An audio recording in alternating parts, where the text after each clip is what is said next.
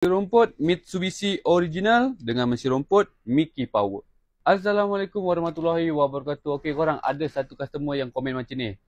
Miki bukan dah ambil alih Mitsubishi ke? Untuk ambil alih tu bang, saya tak tahu. Tapi yang saya tahu bang, Mitsubishi tetap Mitsubishi, Miki tetap Miki. Okey, buat Miki dengan Mitsubishi ni, apa perbezaan dia? Okey, satu, perbezaan dia daripada berat.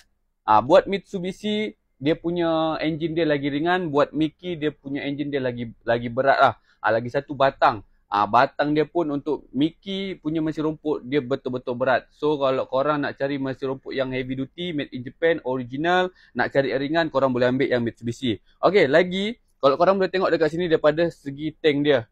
Untuk tank Mitsubishi dia tank dia lagi besar. Lagi satu dia punya klip menggunakan stainless steel. Kalau Miki, dia korang boleh tengok dia punya size tank dia tu lagi kecil.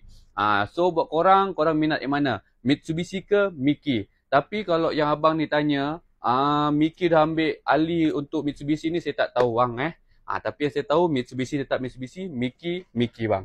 So buat korang nak cari mesin rumput apa, korang boleh komen kat bawah. Antara dua mesin ni mana yang korang suka, korang boleh komen. So buat korang nak cari mesin, korang boleh terus walk in dekat HQ Warners Machinery di Petaling. Assalamualaikum warahmatullahi wabarakatuh. Ciao.